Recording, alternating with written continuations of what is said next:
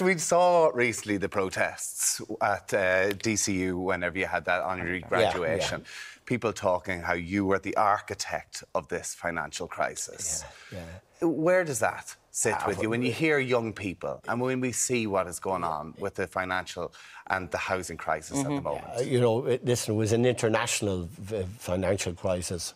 I kind of laughed to myself. I'm sorry we had any crisis here, of course, but I mean the fact that I was in anything to do with Lehman's or Wall Street or, you know, the financial crash is a bit of a joke. But we did have the property thing. Well, you know, the thing about the housing thing is, it's funny, the politicians are being berated now for we don't have enough of houses, and we don't.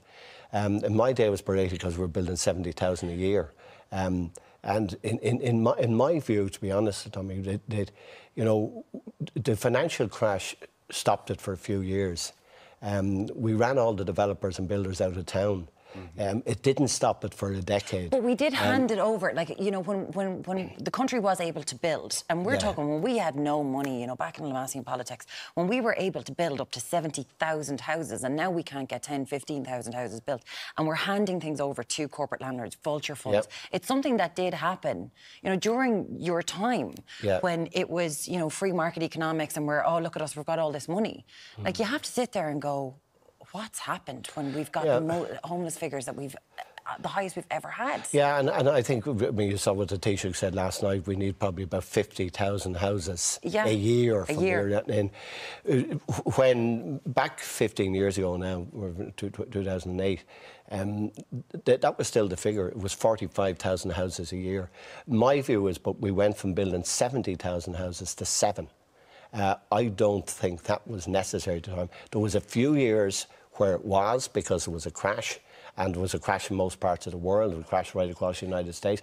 Most countries jumped back up again, and we didn't, because there was this thing. I mean, every night you saw the ghost estates. It'll be 50 years before we'll be able to sell all these houses. It wasn't. No. I mean, I think that was a mistake by everybody. 3 or 4 years, and we should have been back building. But have we handed too much over, where the social contract feels like it's gone? It does feel like it's gone, that the government aren't there. $1 billion is being spent on housing, but it's been given to, like, private property developers, rather than going, right, we'll control this. We will help people get houses. I think, listen, the trouble is the top 10 builders who were building the 70,000 houses, well, they weren't building them all, but they're building a lion's share of it.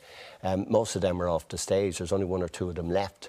And I think that's a big part of the difficulty. We lost that entire industry.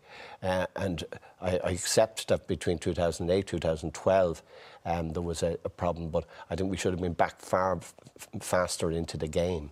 And now it's going to take a number of years to catch up. It's just going to... And, of course, our population has zoomed. And the more the population goes up, the more the demand goes up. And that's the difficulty. Listen to interviews with you in the past, hardcore Fianna Fáil all the way through. Did you ever think you'd see the day, the coalition, Fianna Fáil and Fine Gael? I didn't really, but I mean, circumstances change, and I think we're into the era. One time I thought it would always be either Fianna Fáil or Fine Gael and Labour in government, to be one or the other. But then we joined up with the Progressive Democrats, then we joined up with Labour. I think we're now in a multi-party system, and it's going to keep going that way. Nobody will get an overall majority, so you're just going to keep on getting coalitions of God knows who. But it's so... What is the future for Fianna Fáil? Because we've never been on the right and left in Ireland. It was traditionally always treaty politics, right? What's the future when Fianna Fáil and Fine Gael are essentially the same? Well, I still argue they're not exactly the same, but I think they're far closer together. And of course, when you get a programme for government, both of them are working on it.